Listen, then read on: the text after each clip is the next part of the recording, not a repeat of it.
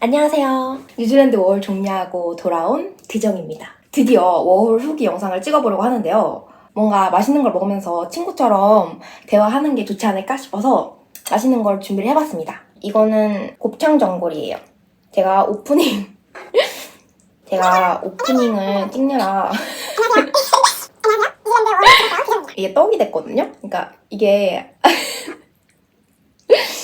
네, 아무튼 그렇고 저를 모르시는 분들을 위해서 설명을 드리자면 저는 뉴질랜드에서 맛있다. 저를 모르시는 분들을 위해서 설명을 드리자면 저는 뉴질랜드에서 288일 동안 약 10개월 동안 뉴질랜드 워홀을 마치고 돌아왔고요. 북섬에서 4개월, 남섬에서 4개월, 여행 2개월 뭐 이렇게 워킹 홀리데이를 즐기고 왔습니다. 너무 맛있다. 그리고 저는 키위 잡으로만 3개 했어요. 그러니까 현지인 잡만 3개를 하고 한인 잡은 안 했고 그 다음에 우핑도 한 달 했습니다. 우핑에 대한 자세한 정보는 또 제 영상에 있거든요. 그거 참고해주시면 될 것 같고 너무 맛있네. 후제비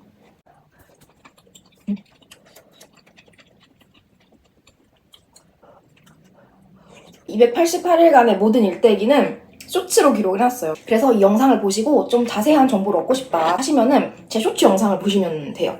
제가 어떻게 살았는지 맨날 올렸거든요. 그래서 궁금하신 분들은 이 영상 다 보시고 쇼츠 영상 참고해 보시면 좋을 것 같아요. 아, 중요한 거 빼먹었어. 짜자잔! 대선. 술을 마셔줘야죠. 부산에 왔으니까 대선을 한번 마셔볼게요. 근데 그게 없거든요? 뭐라 그러지? 소주잔이 없어가지고 어떻게 마시지?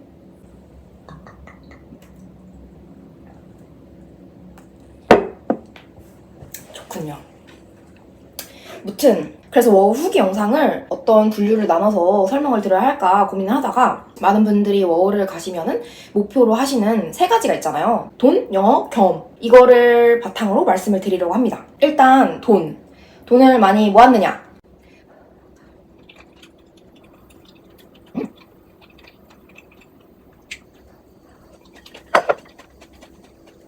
세이빙 했느냐? 제가 말씀을 드리자면 IRD 상으로는 세전 25,000불 그리고 세후 20,000불 이렇게 벌었다고 나오더라고요. 저는 여기서 10,000불을 체리잡으로 벌었어요. 뉴질랜드 워홀의 꽃이라는 체리잡에서 10,000불을 벌었거든요. 이거는 다음 영상에서 투비 컨티뉴 하겠습니다. 몇몇 분들이 물어봐 주셨는데 이거는 정말 길어가지고 농장은 어디고 돈을 어떻게 벌었고 장점은 어떻고 단점은 어떻고 하는 거를 풀고 싶더라고요. 체리잡에 대한 정보가 너무 없어서 제가 이거를 한번 자세하게 한번 풀어보도록 할게요. 나중에. 어쨌든 10,000불을 체리로 벌었고요. 그러면은 세이빙은 얼마일까? 세전 25,000불 벌었고 세후 20,000불 벌었는데 그러면 세이빙은 얼마일까? 영원이에요. 네, 영원이에요. 이게 아예 없다고는 할 수 없지만 이걸 모았다고 하기에는 굉장히 무의미한 금액입니다. 제가 이거를 정리를 해드릴게요. 제가 로드트립을 마지막까지 하고 나서 뉴질랜드를 떠났거든요. 그래서 마지막 여행까지 하고 나니까 이제 뉴질랜드 공항에서 제 통장에 있는 돈이 9,655불이 있었어요. 9,655불. 그러면 이게 한국 돈으로 얼마예요? 800원으로 환율을 계산을 하면 772만 4천원 이렇게 나오는데요. 그러면은 700만 원 번 거 아니야? 이렇게 하실 수도 있어요. 근데 저의 초기 자금을 생각을 한번 해봐야죠. 일단 저는 초기 자금을 생각을 해보면은 비자 발급 455불, 신체 검사 125불, 편도항공권 1,030불, 보험 320불 해가지고 정말 뉴질랜드에 가기 위한 최소한의 비용 이 정도 돈이 필요하다 하는 게 1,930불이 들었어요. 1,930불이 들었는데 이제 제가 들고 간 돈 있죠. 뉴질랜드에서 생활을 하려고 초기 정착금을 처음에는 1,000불을 현금을 환전을 해갔습니다. 근데 중간에 돈이 모자라서 1,150불을 또 환전을 했어요. 그 다음에 이제 중고차를 사려고 5,000불을 또 환전을 했습니다. 5,000불을 환전을 해서 총 도합 7,150불을 환전을 했어요. 그래서 뉴질랜드에 오기 전에 한국에서 쓴 거랑 뉴질랜드에 와가지고 환전해서 쓴 거랑 합치면은 9,080불인 거예요. 9,080불. 이제 뉴질랜드 워홀 다 끝나고 남아있는 돈이 9,655불. 근데 제가 원래 이제 들고 온 돈이 9,080불인 거예요. 그러니까 600불 정도가 남았다. 근데 이거를 집에 돌아가야 되잖아요. 600불 돈 편도 항공권으로 그걸로 생각하면은 없다. 예. 없어요. 남은 게.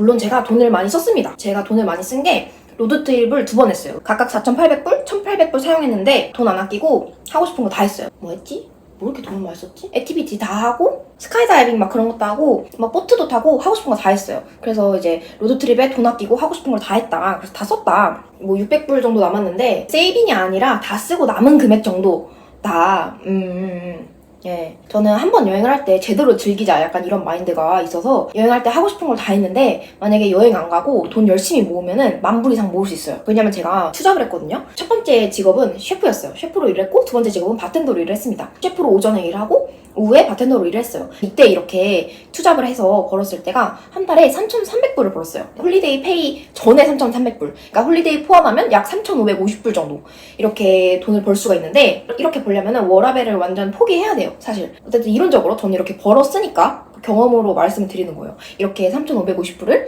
벌었죠? 근데 한 달에 쓰는 돈이 1,400불에서 1,500불이에요. 지출 내역을 공개를 한번 해드릴게요. 어떻게 1,300불에서 1,500불을 사용을 하느냐. 제가 막 낭비하고 이러지 않았거든요. 사치하고 이러지 않았어요. 생활할 때 좀 근검절약해서 생활했는데 그래도 이제 한 달에 1,300불에서 1,500불 정도 쓴다. 이걸 한 달 동안 얼마나 썼냐 보면은 집세가 1,100불, 마트 226.84불, 그리고 외식 113.06불, 그리고 주유 30불, 그리고 기타 뭐 유심 사고, 뭐 히터 사고, 면허증 하고, 프린트 하고, 뭐 박물관 가고, 달러샵에서 뭐 사고 이런 짜잘짜잘한 걸 다 모으니까 이걸 한 달 동안 이렇게 1,710.6불 이렇게 들었고요. 7월 달에는 집세 880불, 마트 208.96불, 외식 58.9불, 주유 90불, 기타 37.5불 해서 1,275.36불. 그리고 8월은 집세 880불, 마트 210.21불, 외식 133.73불, 주유 80불, 기타 2.4불 해서 1,306.34불. 9월달 왜 이렇게 많이 썼지? 9월달도 비슷해요. 집세 880불, 마트 76.96불, 외식 223.29불, 주유 50불, 그리고 기타. 그러니까 기타에 제가 이때 타이어를 전환당했거든요. 타이어 350불 이걸 합치니까 1,787.92불 이렇게 나오네요. 제가 타이어 도난당한 거는 이제 제 쇼츠의 인기 순으로 보면은 벌써 13만 명이 봐주신 영상이 있거든요. 그 영상을 보시면 제가 타이어를 도난당해요. 그래서 이 타이어를 도난당해가지고 좀 많이 썼네. 1,787.92불. 이거를 빼면 대충 1,300불에서 1,500불 정도 이렇게 좀 약간 일정하게 지출을 하거든요. 버는 돈이 3,550불인데 한 달에 1,400불에서 1,500불을 쓰면은 2,000불이 세이빙이 가능한 거잖아요. 그래서 잠만 잘 구하시면은 세이빙 하는 거는 문제 없으실 것 같아요. 제가 세이빙이 영원이라고 해서 뉴질랜드 돈 못 버네 이렇게 생각하시지 마시고 제가 돈을 많이 썼다 이렇게 그냥 생각해 주시면 될 것 같아요. 세이빙 가능하다. 그 다음 두 번째는 영어.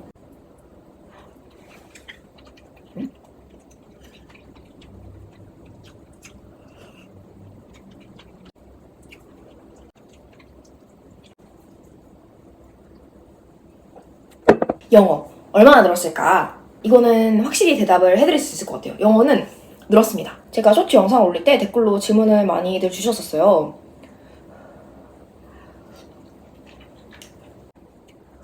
맛있다.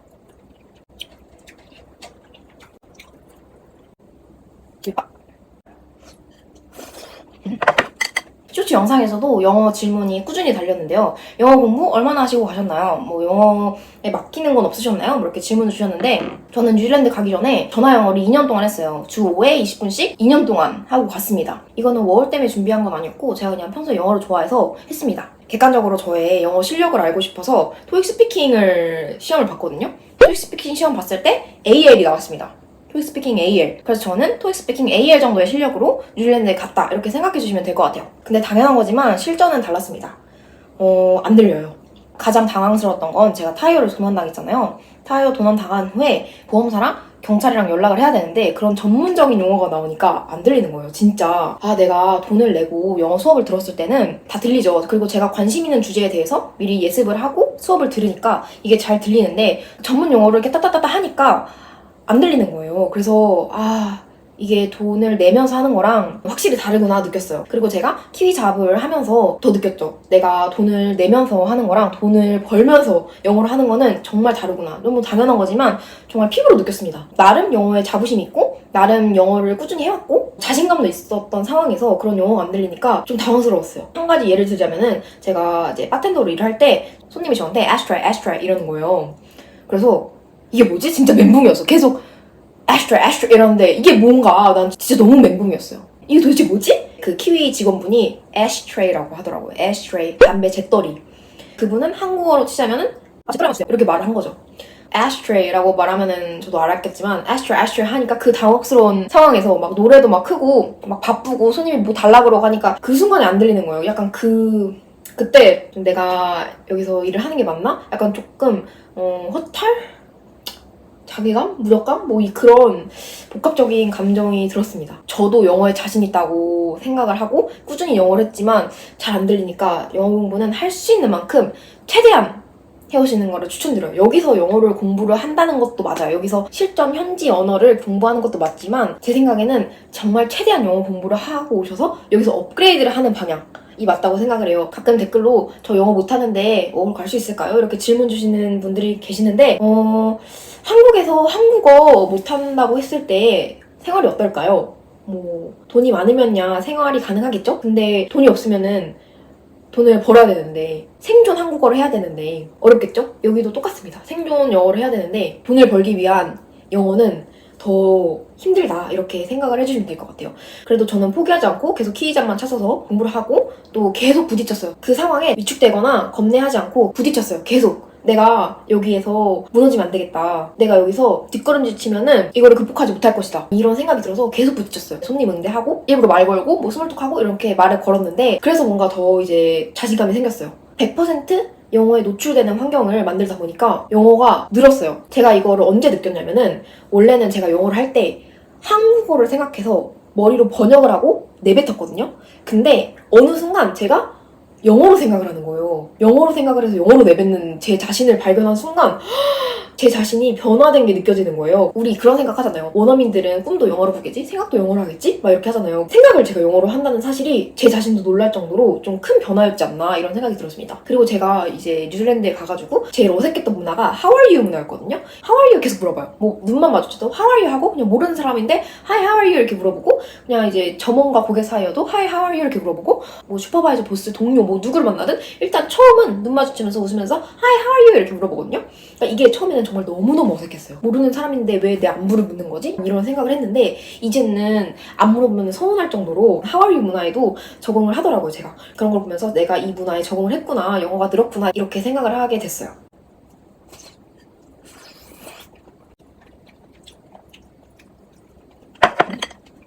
그리고 마지막 세 번째, 경험. 그러니까 돈 얘기했고 영어 얘기했고 그럼 마지막 경험이잖아요. 정말 다양한 경험을 했습니다. 뉴질랜드 북섬도 돌아봤고 남섬도 다 돌아봤고 우핀도 해보고 키잡 3개 해보고 하면서 정말 다양한 경험을 했어요. 특히 저는 회사에 들어갔을 때 한국인이 저밖에 없었거든요. 하물며 동양인이 저만 있었던 적도 있어요. 그래서 저는 그런 상황 속에서 뉴질랜드라는 나라를 온전히 수용하고 온전히 느끼면서 워킹홀리데이를 즐기지 않았나 이런 생각이 듭니다. 사실 어떤 경험을 했냐 물으셨을 때 대답이 2박 3일도 부족해요. 저는 맨날 쇼츠를 올렸지만 그 쇼츠에 올리지 못한 일들이 훨씬 많았거든요. 그 1분간의 쇼츠에 올리지 못한 일들이 훨씬 많았어요. 정말. 솔직히 말해서 진짜 그런 썰들이 정말 많아요. 제가 정말 다 정리를 했거든요.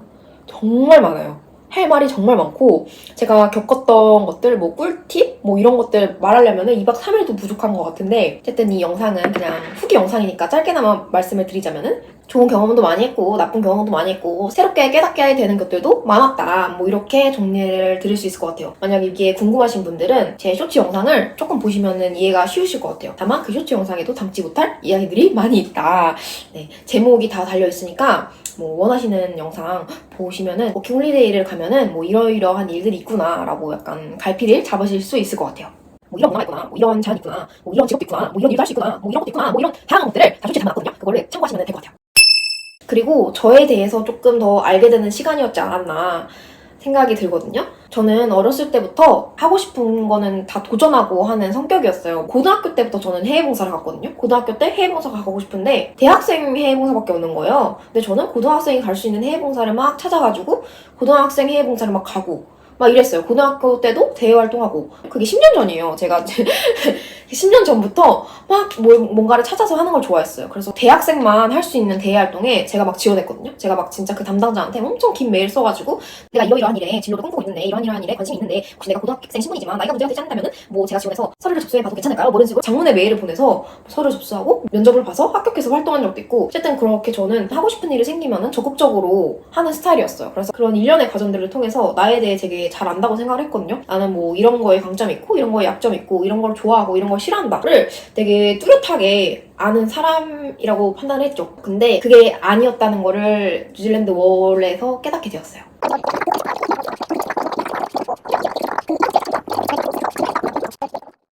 그래서 나에 대해서 조금 더 잘 알게 되는 이런 소중한 경험을 하게 되는 계기가 됐습니다. 그리고 뉴질랜드 워킹홀리데이 경험을 통해서 당연한 것들을 몸으로 느끼게 되는, 뭐 예를 들어서 제가 적어놨거든요. 불가능한 건 없고 변화는 내가 움직여야 일어나고 온다고 해결되는 것은 아무것도 없으며 사람은 따뜻하기도 하고 때로는 잔인하기도 하다. 모든 건 집념과 정신력이고 돈이 많으면 행복하다. 예, 돈이 많으면 행복하다. 씁쓸하네요. 지상낙원은 없으며 어디든 내가 두 다리 뻗고 잘 수 있으면 그게 지상낙원이다. 인생은 계획대로 되지 않고 100% 행복할 필요는 없다. 행복과 불행의 줄다리기 싸움에서 행복이 이길 때 만족하면 된다. 이 또한 지나가리라. 행복하든 불행하든 이 순간은 지나가니 오늘을 온전히 즐기고 나 자신을 사랑할 것. 이렇게 적었거든요. 그러니까 이게 말만 들으면 이 문장이 되게 유명하잖아요. 뭐 이 또한 지나가고 불가능한 건 없고 이게 약간 되게 많이 들었던 문장인데 몸으로 와닿는 때가 정말 와요. 내가 뭔가를 도전했을 때 불가능한 건 없구나 이렇게 느끼는 때가 오고 사람은 따뜻하기도 하고 잔인하기도 하다 이거를 딱 느끼는 때가 막 오고 정말 이 또한 지나가리라 이게 정말 계속 뇌리에 스치는 문장이었는데 들어왔던 문장들이잖아요 인생을 살아가면서. 근데 정말 워홀을 하면서 이거를 몸소 느끼게 되는 에피소드들이 많았습니다. 궁금하신 분들은 저희 쇼츠를 확인하시면은 눈물과 슬픔과 뭐 희로애락이 다 담겨 있습니다. 어쨌든 그래서 뭐 이렇게 유의미한 경험들을 많이 했습니다.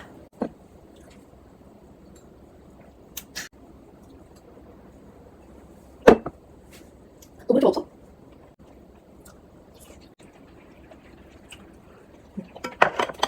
마지막으로 제가 꼭 하고 싶은 말들이 있는데요. 여러분들이 달아주시는 응원 댓글 덕분에 더 열심히 살 수 있었거든요. 사실 유튜브에 좋은 모습만 올리고 싶지만 힘든 일을 올렸을 때 막 위로로 해주시고 좋은 말씀 많이 해주시고 저는 진짜 힘도 많이 얻고 더 열심히 살 수 있었어요. 더 좋은 모습 보여드려야지, 더 좋은 관광지 보여드려야지, 더 좋은 정보 보여드려야지 하는 마음가짐으로 더 열심히 생활을 할 수 있었던 것 같아요. 그래서 진짜 감사드린다는 말씀 전해드리고 싶습니다. 감사합니다. 그리고 워홀 준비 중이신 분들, 워홀 하고 계시는 분들 모두 응원하고요. 만약에 궁금한 점 댓글 남겨주시면 제가 아는 선에서 답변 드리도록 할게요. 그거 추후에 영상으로 찍어보면 더 좋을 것 같고 제가 알려드리고 싶은 전국성 영상들 이게 진짜 많거든요.